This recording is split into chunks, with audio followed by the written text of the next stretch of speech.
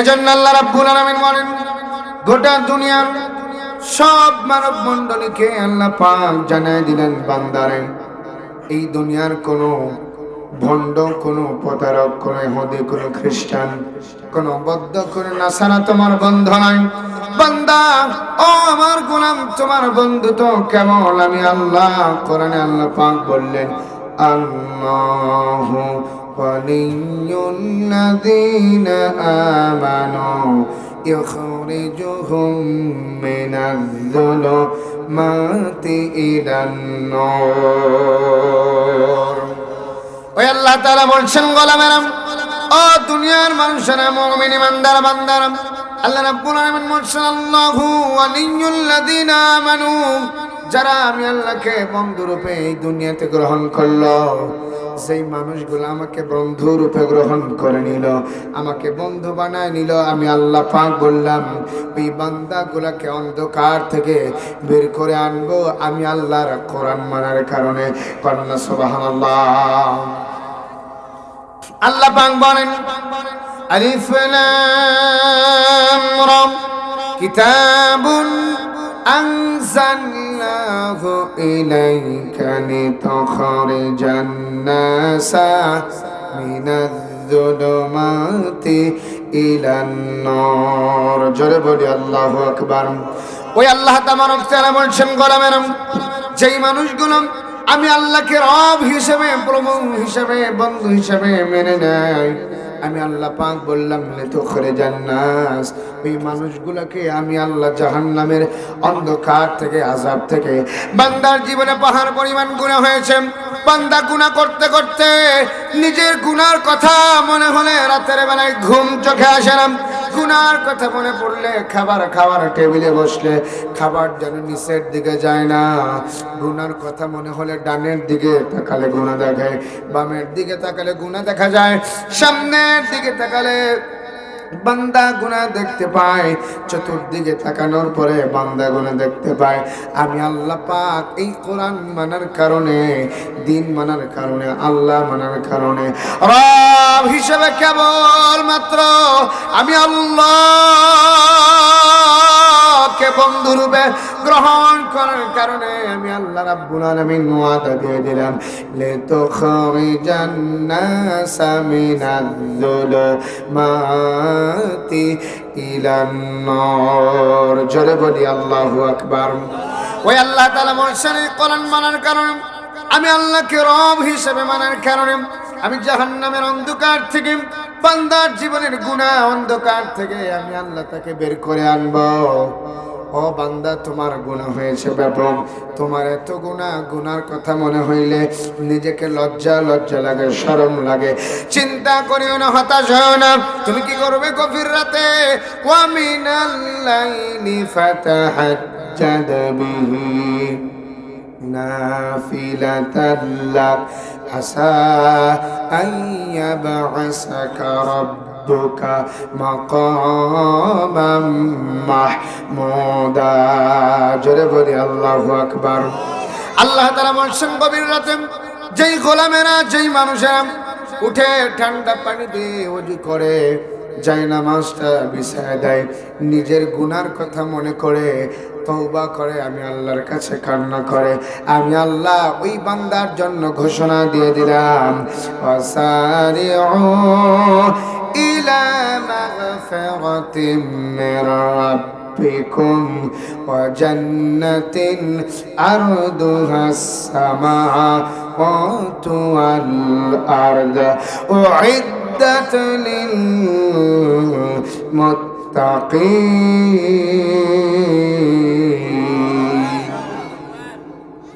আল্লাহ বলছে, এই গুনাহ থেকে বাঁচার জন্য ওয়াসারিউ, বান্দা যখন দৌড়াই ইলা মাগফিরাতিন, আমি আল্লাহর ক্ষমার দিকে, মির রাব্বিকুম, আমি রবের ক্ষমার দিকে যখন বান্দা দৌড়ায় গেল, আল্লাহ পাক বলছেন, ওই বান্দা যখন আমার ক্ষমার দিকে দৌড়ায় যায়, আমি আল্লাহ বান্দাকে মাফ করার জন্য আমি আল্লাহ ওই আসমান থেকে আমার বান্দাকে ডাকতে থাকি। গণ্য সুবহানাল্লাহ। তাহলে আল্লাহ পাক বলছেন বান্দা তুমি তোমার গুনার জন্য আমি আল্লাহর ক্ষমার দিকে দৌড়াও ওয়াসারিউ ইলা মাগফিরাতিম মির রাব্বিকুম ওয়া জান্নাতিন আরদুহাস সামাওয়াতি ওয়াল আরদ আমি আল্লাহর ক্ষমার দিকে বান্দা দৌড়াও তুমি যখন আমার ক্ষমার দিকে দৌড়াবে আমি আল্লাহর কাছে মাপ চাইবে তওবা করবে আল্লাহ পাক বলেন ইয়া আইয়ুহাল্লাযীনা আমানু তুবু ইলাল্লাহি তাওবাতান নাসুহা জোরে বলি আল্লাহু আকবার বলেন তো মুসলমান আল্লাহর কাছে ক্ষমা এবং মাপ চাওয়ার দরকার আছে না নাই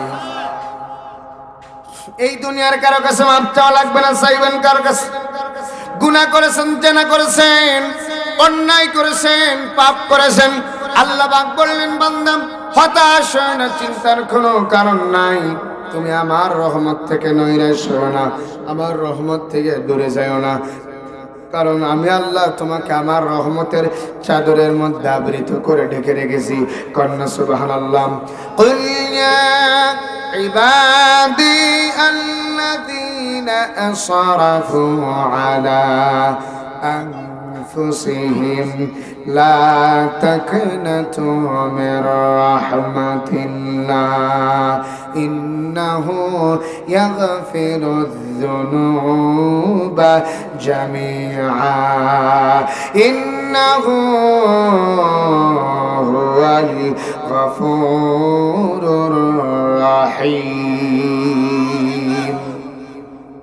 الله বলছেন গোলামেরা ও দুনিয়ার ইমানদার মুমিন মুত্তাকিন বান্দারা চিন্তা করো না হতাশ হও না তুমি আমার রহমত থেকে নৈরাশ হও না তোমার পাহাড় পরিমাণ গুনাহ তোমার ওই আকাশের তারকা পরিমাণ গুনাহ সমুদ্রের ফেনা পরিমাণ গুনাহ ও বান্দা কেন তুমি চিন্তা করো কেন তুমি হতাশ হও আমি আল্লাহর রহমত থেকে নৈরাশ হও না মা ইয়ালফিযু মিন কাউলিন ইল্লা লাদাইহি রাকীবুন আতীদ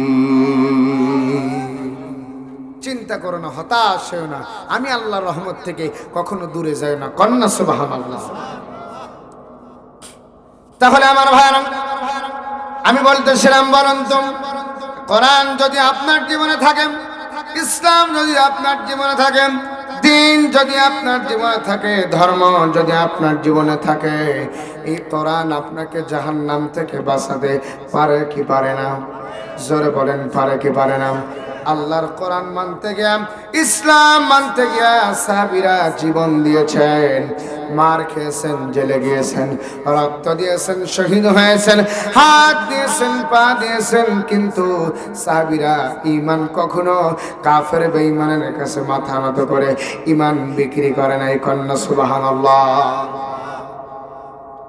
সবটুকু উজাড় করে দিলেন পরিবার ছাড়লেন গ্রাম ছাড়লেন এলাকা ছাড়লেন টাকা পয়সা সব দিয়ে দিলেন কিন্তু সাহাবীরা নিজের ঈমানকে আটকে রাখার জন্য ঈমানকে ধরে রাখার জন্য নিজের জীবনের পরোয়া না করে নাই ও ঈমানদার মুসলমান আল্লাহর গোলামেরা ও আমার বাবারা ও আমার ভাইরা সাহাবীরা ঈমান আনতে গিয়া জীবন দিয়েছে রক্ত দিয়েছে হাত দিয়েছে মাল দিয়েছে টাকা পয়সা যা ছিল সবটুকুই আল্লাহর জন্য কোরবানি করে দিয়েছে কাফেরদের সঙ্গে কখনো মাথা নত করে নাই আওয়াজ করে বলেন তো আমরা কি কাফের বেঈমানের কাছে মাথা নত করার জাতি জোরে বলেন মাথা নত করার জাতি মাথা কেবল নত করবেন ইনশাআল্লাহ যে আল্লাহ আপনারা খাওয়ায় যে আল্লাহ আপনারা রিজিক দেয় আল্লাহ বলছেন বান্দা তোমার নামাজ তোমার চাকরি তোমার ব্যবসা তোমার বাণিজ্য তোমার চলাফেরা তোমার দোকান তোমার শিক্ষকতা সবটাই কেবল হবে কার জন্য বলেন কার জন্য আমি বলি না আল্লাহর কোরআন বলে সুন্দর করে জানায় দিলেন কুল ইন্না সালাতি ওয়া নুসুকি ومحياي ومماتي لله رب العالمين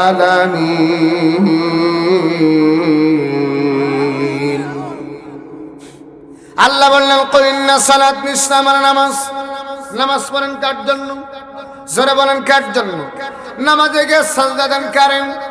সাজদা পাওয়ার একনিষ্ঠ কেবলমাত্র যোগ্য যিনি। ও মুসলমান, আওয়াজ করে বলেন না তিনি কে? এই দুনিয়ায় আল্লাহ ছাড়া কোনো মাজারে, কোনো বাজারে, কোনো দরগায়, কোনো দুর্গায়, কোনো মন্দিরে, কোনো গাছে, কোনো মাছে, কোনো বাজারে সাজদা দেওয়া যাবে? জোরে বলেন যাবে? সাজদা তো কেবল তারে দিবেন যিনি এই গোটা দুনিয়া কন্ট্রোল করে, গোটা দুনিয়ার মালিক যিনি, তিনি কে? তাকে ছাড়া কোনো মাজারে সাজদা দেওয়া জায়েজ?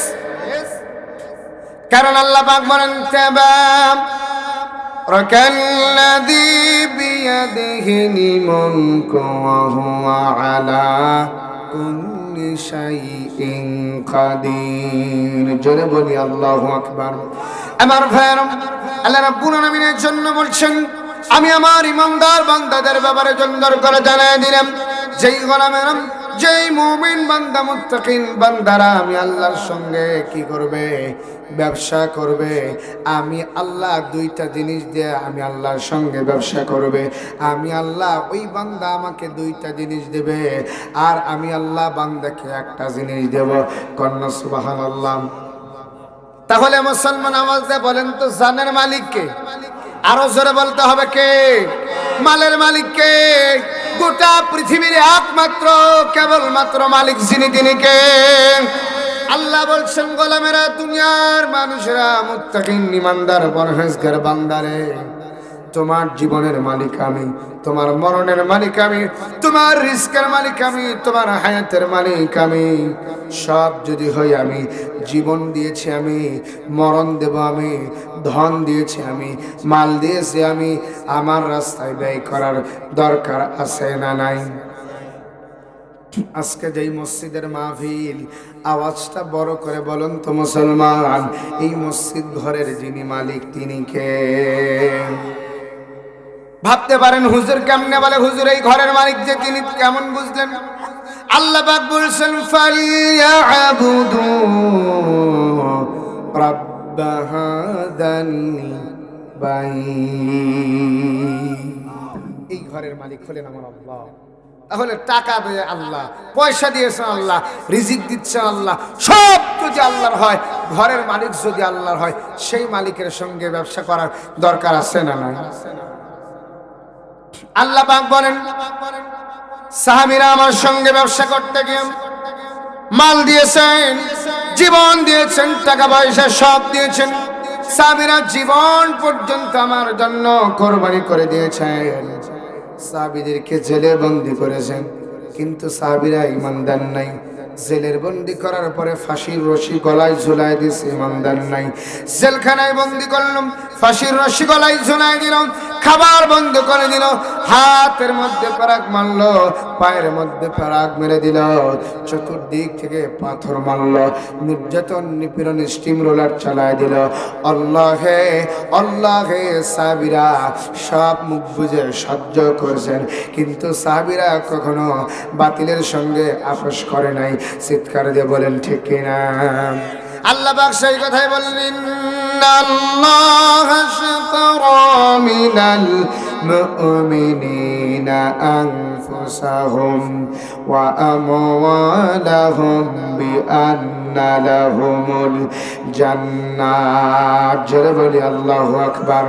আল্লাহ রাব্বুল আলামিন বললেন, ইন্নাল্লাহা আশতারা, নিশ্চয় যারা মুমিন, আল্লাহ পাক বললেন, ইন্নাল্লাহা আশতারা মিনাল মুমিনিনা আনফুসাহুম, নিশ্চয় তারা হলো মুমিন যারা কি করে? নিজের জীবন দিয়া আমি আল্লাহর জন্য সংগ্রাম করে, লড়াই করে, জিহাদ করে, মার খায়, মরে, মারে এবং মরে। সুবহানাল্লাহ বলেন।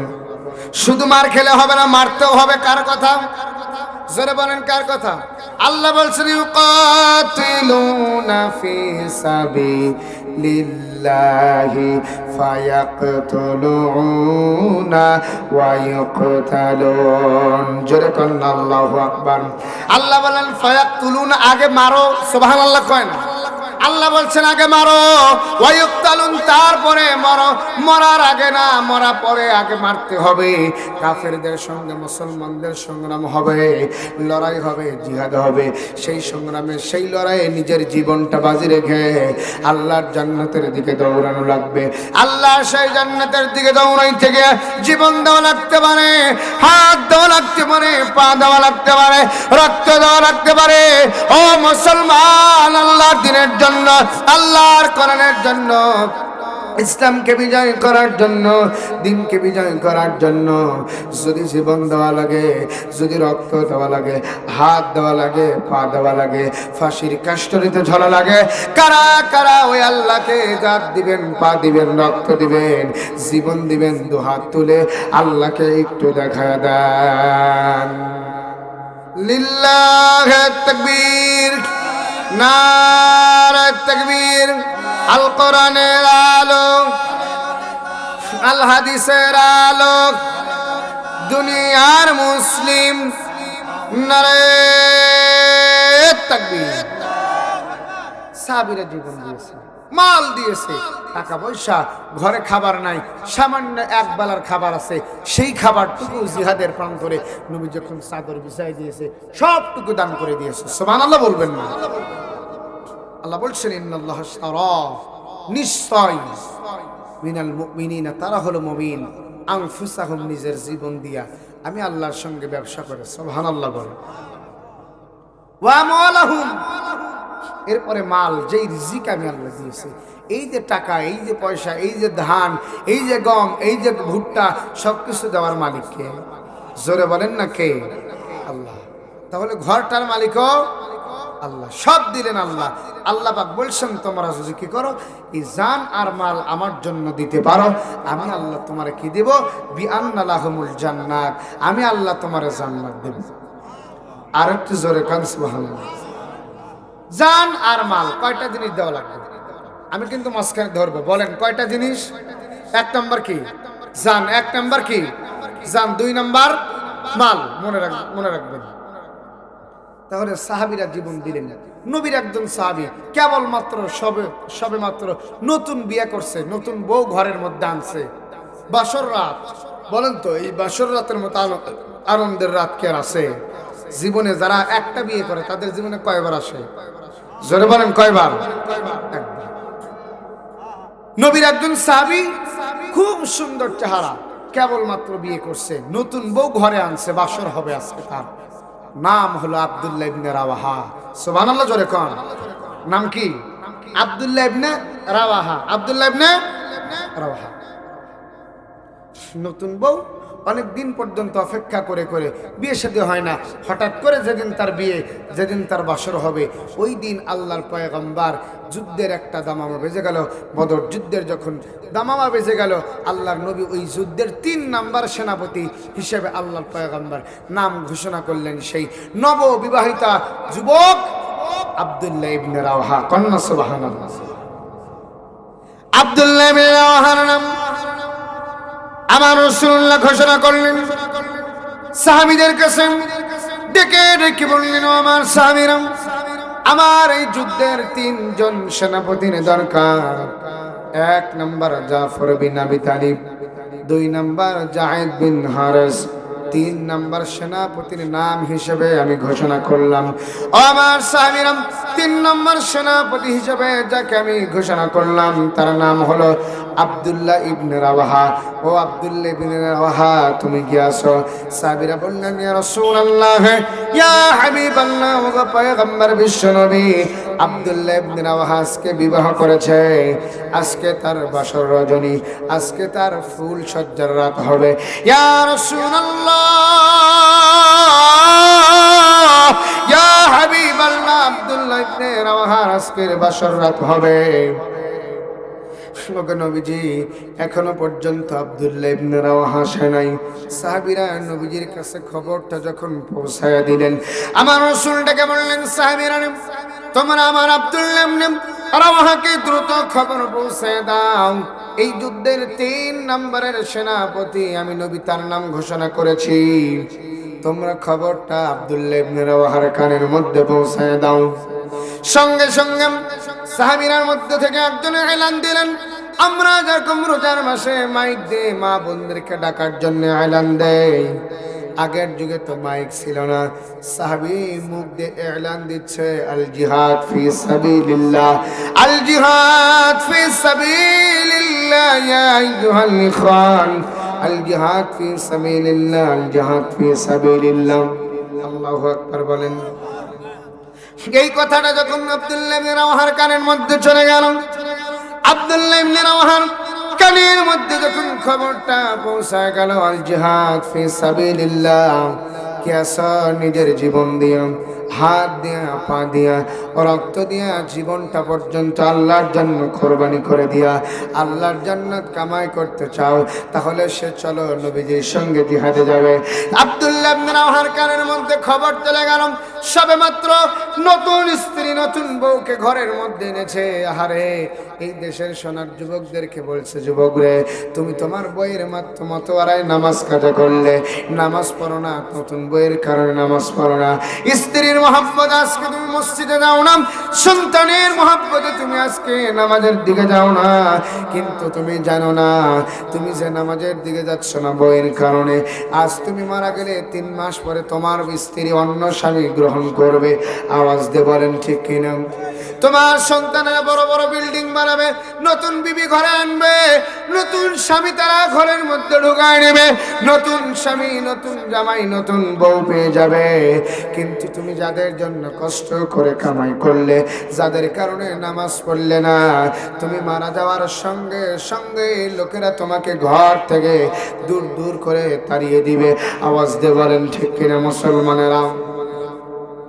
বিবি ডেকে বলবেন, আমার স্বামী মারা যাওয়ার পরেই ভূত হয়েছে, আমার স্বামীকে বিছানা থেকে নামায় দাও।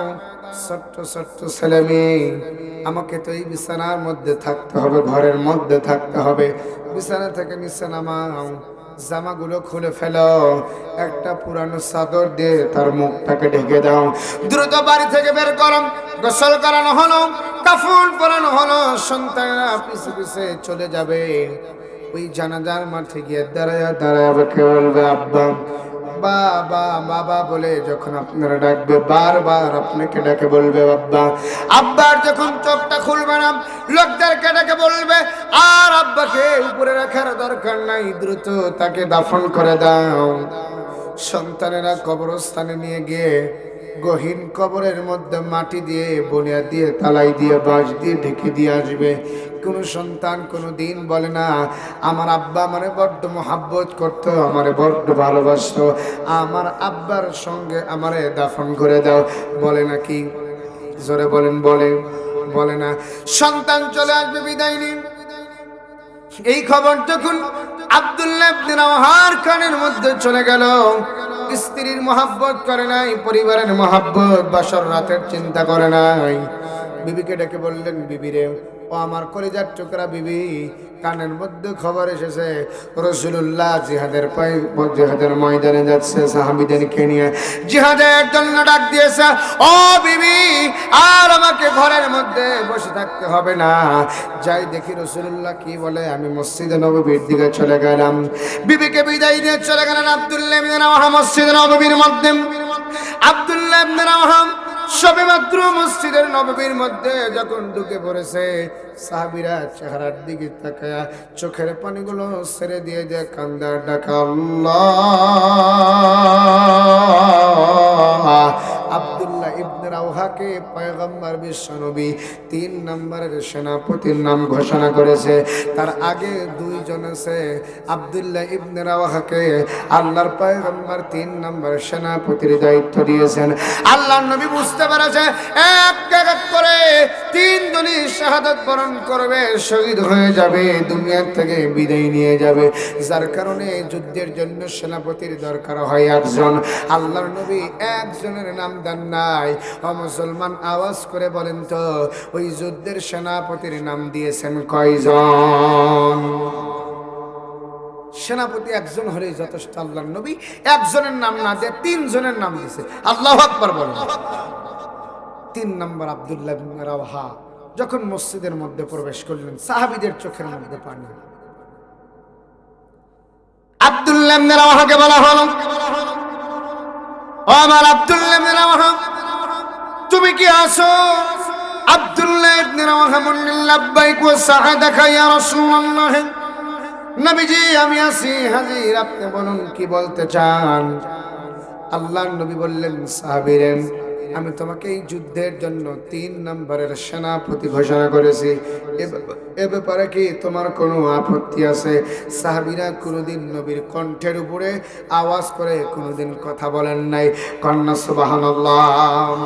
এজন্য মুসলমানদের জন্য আল্লাহ রাব্বুল আলামিন तमाम পৃথিবীর সব মুসলমানদেরকে জানায় দিলেন, তোমাদের কণ্ঠের আওয়াজ যেন, তোমাদের হুঙ্কারটা যেন আমার রাসূলুল্লাহর কণ্ঠের আওয়াজের উপরে না হয়। মা আতাকুমুর রাসূল ফাখুযুহু ওয়া মা নাহাকুম আনহু ফান্তাহু। সুবহানাল্লাহু আকবার। কালেমা পড়ি লা ইলাহা, আওয়াজ দিয়ে লা ইলাহা, আওয়াজ বাড়ান, আওয়াজ বাড়ান, লা ইলাহা ইল্লাল্লাহ ইল্লাল্লাহ ইল্লাল্লাহ ইল্লাল্লাহ লা ইলাহা।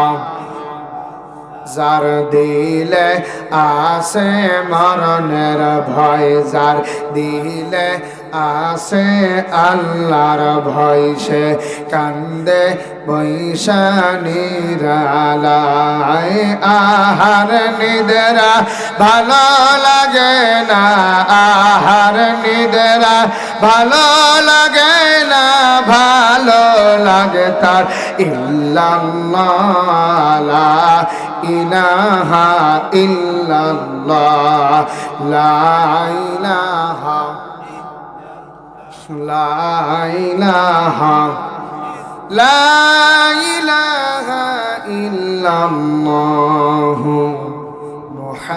মুহাম্মাদুর রাসূলুল্লাহ সাল্লাল্লাহু আলাইহি ওয়াসাল্লাম। সাহাবী বললেন, লাব্বাইক ওয়া সাআদাকা ইয়া রাসূলুল্লাহ, আপনার এই গোলাম হাজির, আপনি বলেন কি বলতে চান।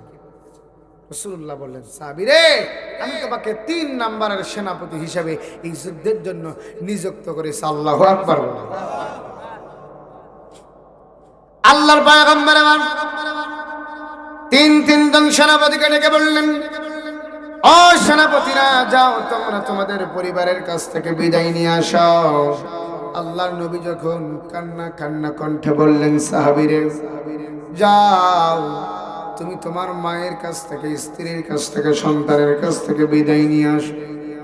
জাহিদ বিন হারেস ডেকে বললেন, ইয়া রাসূলুল্লাহ, ইয়া হাবিবাল্লাহ, এই দুনিয়ায় আমার আপন বলতে কেউ নাই। আপনি আমাকে লালন পালন করেছেন, মা খাদিজা আমার মা, আপনি শুনেছেন, আর মা আয়েশা শুনেছে। ইয়া রাসূলুল্লাহ, আপনি অনুমতি দেন, আমার আর কোনো অনুমতির দরকার নাই। বললেন, জাফর বিন আবি তালিব, তুমি কি আছো? বললেন, লাব্বাইক ওয়া সাআদাকা ইয়া রাসূলুল্লাহ। ওগো পয়গম্বর, বিদায় দেন, আমি চলে যাব জিহাদের ময়দানে। আমি আমার পরিবারের কাছ থেকে বিদায় নেওয়ার জন্য চলে গেলাম। 3 নম্বরের কেবলমাত্র নববিবাহিতা স্ত্রী ঘরে রেখে এসেছে আব্দুল্লাহ ইবনে রাওয়াহা। ও আব্দুল্লাহ ইবনে রাওয়াহা, যাও তুমি তোমার পরিবারের কাছ থেকে বিদায় নিয়ে আসো। সাহাবীদের ঈমান কেমন, মুসলমান ঈমানদার আল্লাহর গোলামেরা দেখেন, কেবলমাত্র নতুন বউ ঘরের মধ্যে রেখে বাসর হবে, ফুল সজ্জার রাত, বড় আনন্দের রাত। এই আব্দুল্লাহ ইবনে রাওয়াহা চলে গেলেন ঘরের মধ্যে।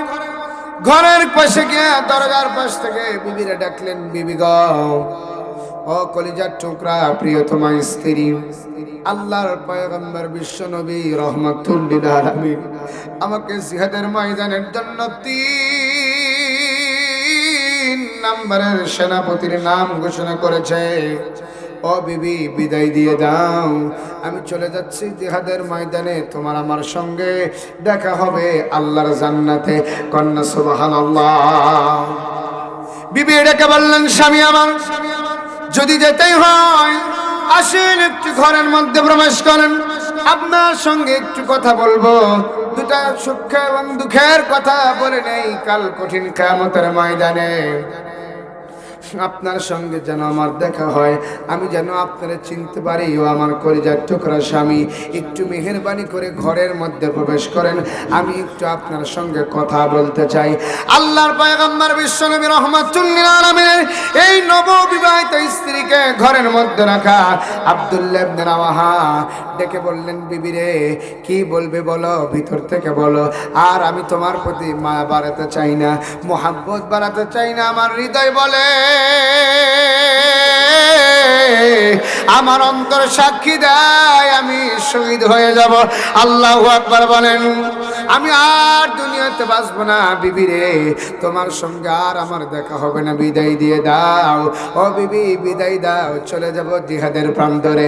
বিবিটাকে বললেন, স্বামী আমার, আপনি যাবেন, আমি আপনারা বাধা দেব না, আমি আপনারা থামাবো না, আমি আপনাকে আর থামাতে পারবো না, আমি আপনাকে আর আটকায় রাখতে পারবো না। তবে স্বামী, আপনি যদি একটু ঘরের মধ্যে প্রবেশ করেন, আমি আপনার চেহারাটা একটু ভালো করে দেখতাম, কারণ আপনার সঙ্গে আমার বিবাহ হয়েছে তেমন কোনো কথা হয় নাই।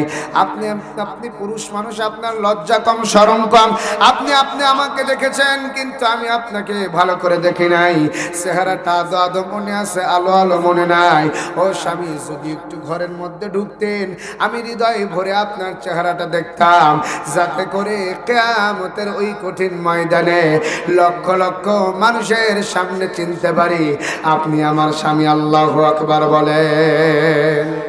বলতেছিলাম ভাই, আলোচনার প্রায় শেষের দিকে, বলতেছিলাম আব্দুল্লাহ ইবনে রাওয়াহার কথা। নতুন বউ ঘরে, বলেন তো, নতুন বউ যদি ঘরে আসে আর আপনাকে যদি বলা হয় যে ফজরের নামাজের আজান হবে, মসজিদে যাওয়া লাগবে, ভাই হুজুর ফাইজদাম কি ধোয়ার জায়গা পান না, বউ নতুন ঘরে থেকে মসজিদে যাবো, এমন ব্যাকুব আমি না।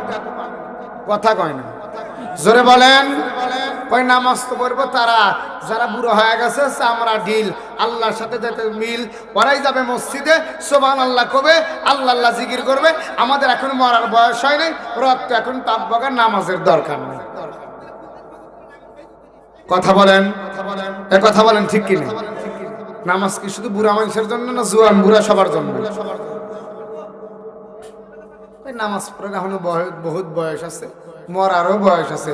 মরার কি বয়স আছে? কথা কয় না, বয়স আছে। কত মানুষ ঘুরকা, বুয়াগাতি, চান্দাইকোনা, ধান গড়া, কত জায়গায় অটোর সাথে অ্যাক্সিডেন্ট করে মরে যায়। কথা বলেন। যাইতে যাইতে যে গত কয়েকদিন আগে, গত মাসে, আজকে 30 দিন, আমার গ্রাম হলো ফরিদপুর, অনেকেই চেনেন মনে হয়, ওই যে আমাদের মুজাম্মেল ভাইয়ের শ্বশুর, উনি চেনেন, নাম হলো আব্দুল কুদ্দুস। উনি গেছিল জানাজা, আমার সাথে কথা বলছে।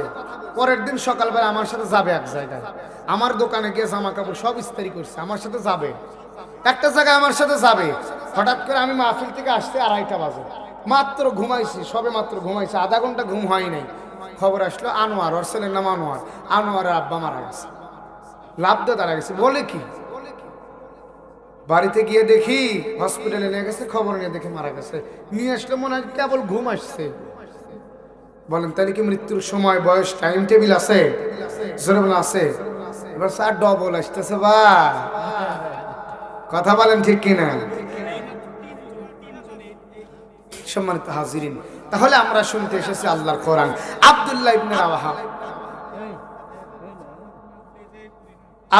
ইবনে রাওয়াহা নতুন বউ ঘরের মধ্যে রেখে আব্দুল্লাহ ইবনে রাওয়াহা ডেকে, এই আব্দুল্লাহ ইবনে রাওয়াহা, আপনি আমাকে দেখছেন, আপনার শরম কম, পুরুষ মানুষের একটু লজ্জা শরম কম। কথা বলেন ঠিক কিনা?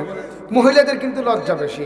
আবার মহিলা মানুষকে দেয়, দেখেন মজার একটা কথা আছে, যদি আপনার বউ ঘরে আপনার সঙ্গে দ্বন্দ্ব লাগে, সকালবেলায় দ্বন্দ্ব লাগছে, মারামারি লাগছে, যেই কোনো একটা গ্যাঞ্জাম লাগছে, এই যে রেডিওর ব্যাটারি চালু করে স্টার্ট করে দিয়েছে, আপনি কাজে গেছেন ঘুরকা থেকে বিকেলে কাজ বাজ করে বাজার সদাই করে সন্ধ্যাবেলা এসে দেখবেন এই রেডিওর ব্যাটারি ওরায়ও নাই, চার্জও যায় নাই, চলতেই। কথা বলেন। কিন্তু হ্যাঁ, বউরা কিন্তু স্বামীদেরকে বেশি ভালোবাসে।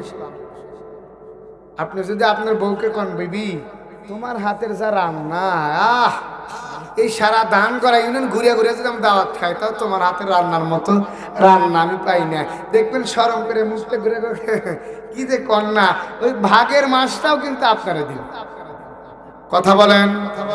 কিন্তু আমরা কি করে ওই কাম থেকে এসে যদি ভাত আনতে একটু দেরি হয়, ওই তোর তোর জাম করে থাকবো না। কথা বলেন, কথা বলেন ঠিক কিনা? আব্দুল্লাহ ইবনে রাওয়াহা বিবিকে যখন ডেকে বললেন, বিবিরা এই যদি তোমার মনের তামান্না হয়, এই যদি তোমার মনের বাসনা হয়, তুমি আমারে দেখো নাই, আমি তোমার ভালো করে দেখেছি। তোমার মনের তামান্না হলো তুমি আমারে দেখবে, যাতে করে কিয়ামতের দিন আল্লাহর জান্নাতে তুমি আমারে দেখে চিনতে পারো। ও বিবি, এই যদি তোমার মনের কামনা, এই যদি হয় তোমার মনের বাসনা, তবে বিবিরা আমাকে দেখার তোমার কোনো প্রয়োজন নাই। আমি যতটুকু তোমার দেখেছি, তোমার মনের নিয়ত যদি সঠিক থাকে, আল্লাহে আল্লাহর কসম করে বললাম বিবি, আল্লাহর ওই কিয়ামতের দিন আমি তোমারে চিনে আল্লাহর জান্নাতে নিয়ে যাব। কন্যা সুবহানাল্লাহ। নতুন বয়ের কাছ থেকে বিদায় নিলেন, চলে গেলেন জিহাদের ময়দানে, যুদ্ধের ময়দানে গিয়ে কাফেরদের সঙ্গে মুসলমানদের লড়াই হচ্ছে। এক পাশে কাফেররা মুসলমানদের হাতে কচু কাটা হয়ে জাহান্নামে চলে যাচ্ছেন, অপর প্রান্তরে কাফেরদের তরবারির আঘাতে কোন সাহাবীর হাত কেটে যাচ্ছে, হাত কেটে পড়ে যাচ্ছে, কোন সাহাবীর পা কেটে পড়ে যাচ্ছে, কোন সাহাবীর মাথা থেকে বডিটা আলাদা হয়ে যাচ্ছে, ধরটা আলাদা, ধর এক জায়গায়, মাথা এক জায়গায় পড়ে আছে। কারো চোখ নাই, কারো কান নাই, কারো নাক নাই, কারো মুখ নাই। তীরের আঘাতে, খঞ্জরের আঘাতে বডিটা সাজরা হয়ে গেছে। দেখতে দেখতে ওই জিহাদের প্রান্তরে প্রথম নাম্বার সেনাপতি যায়েদ বিন হারেস শাহাদাত বরণ করলেন। আল্লাহু আকবার বলেন। শাহাদাত বরণ করার পরে কালেমার পতাকাটা উঁচু করে ধরার জন্য আল্লাহর নবীর বানানো দুই নাম্বার সেনাপতি নবীজির চাচাতো ভাই জাফর বিন আবী তালিব যখন কালেমার পতাকাটা নিয়ে ধরে আসে, কাফেরদের সঙ্গে মুসলমানদের লড়াই শুরু হয়ে গেছে। মুসলমানদের সঙ্গে কাফেরদের সঙ্গে জিহাদ, যুদ্ধ করতে করতে জিহাদের এক প্রান্তরে মুসলমানদের মধ্যে যিনি দ্বিতীয় নম্বরের সেনাপতি নবী, যার নাম ঘোষণা করেছে যায়েদ বিন হারেসের পরে জাফর বিন আবী তালিব, কাফেররা জাফর বিন আবী তালিবকে শাহাদাত বরণ করে দিলেন। জাফর বিন আবী তালিবকে যখন শহীদ করা হলো, জাফর বিন আবী তালিবের ডান হাতটা কেটে দিয়েছে কাফেররা। ও মুসলমান, জাফর বিন আবী তালিব কালেমার পতাকাটাকে বাম হাতের মধ্যে করে উঁচু করে ধরেছিলেন। আল্লাহু আকবার বলেন। বাম হাত দিয়ে যখন কালেমার পতাকাটা উঁচু করে ধরলেন, জাফর বিন আবী তালিব বাম হাত দিয়ে কালেমার পতাকাটা উঁচু করে ধরেছে। নিষ্ঠুর কাফেররা জাফর বিন আবী তালিবের বাম হাতের মধ্যে কোপ মেরে বাম হাতটা কেটে ফেলে দিলাম। জাফর বিন আবী তালিব চিন্তা করে, আল্লাহ, এই মুহূর্তে আমি যদি কালেমার পতাকাটা জমিনে ফেলে দেই, মুসলমানেরা ভয় পাবে, মুসলমানরা দুর্বল হয়ে যাবে। আওয়াজ দিয়ে বলুন তো, মুসলমানদেরকে যিনি বিজয় দিবেন, মুসলমানেরা জবান খুলে বলেন না তিনি কে? আল্লাহ পাক বলেছেন, ওয়ালা তাহিনু ওয়ালা তাহজানু ওয়া আনতুমুল আ'লাউনা ইন কুনতুম মুমিনিন।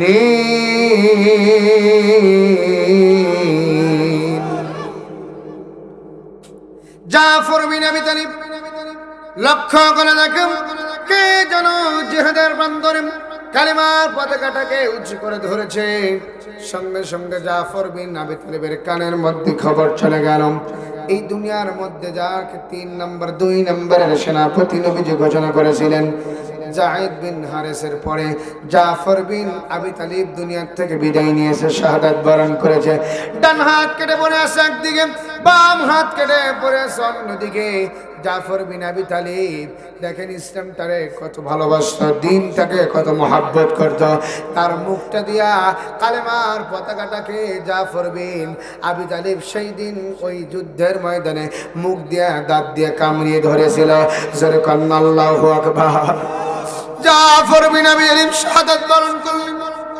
3 নম্বরের সেনাপতি আব্দুল্লাহ ইবনে রাওয়াহাম এই নতুন বুক রেখে জিহাদের প্রান্তরে এসেছে। আব্দুল্লাহ ইবনে রাওয়াহাম কালেমার পতাকাটা ডান হাতের মধ্যে নিয়ে বাগ বিতণ্ডে কাফেরদের সঙ্গে মুসলমানদের লড়াই হচ্ছে, সংগ্রাম হচ্ছে।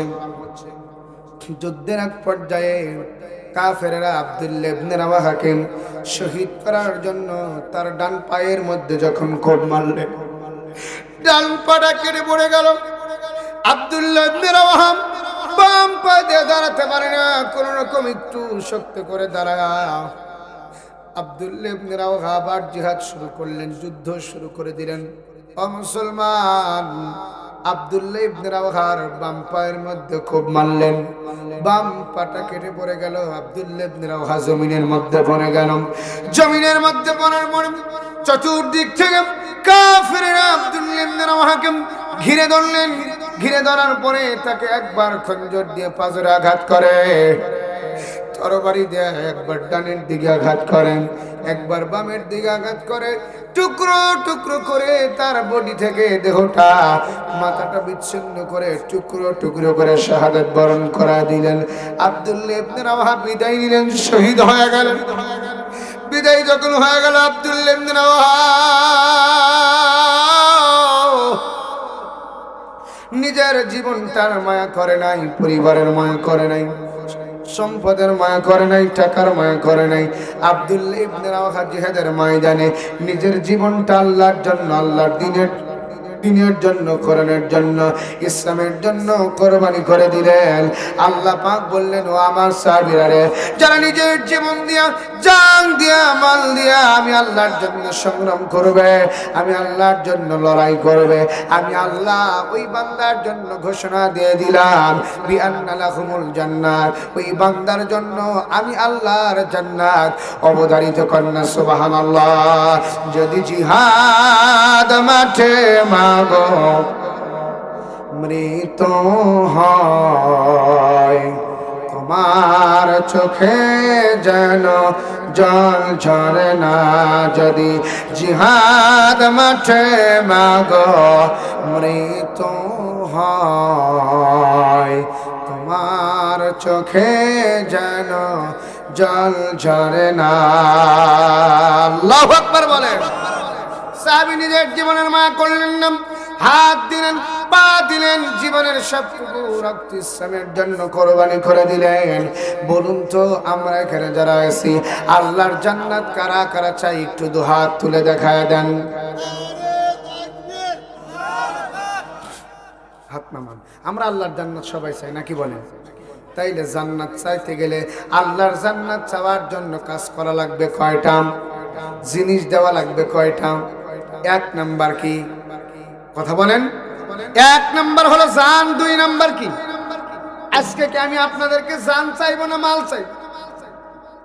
আমার মুসলমান ভাইরা, যখন জিহাদের ডাক আসবে ওই সময় আপনার জান দেওয়া লাগবে। এখন আপনি কি দিবেন? আল্লাহ পাক বললেন, বান্দারে তোমাকে এখন আমার ঘরের জন্য যা দেওয়া লাগবে তার নাম হলো মাল।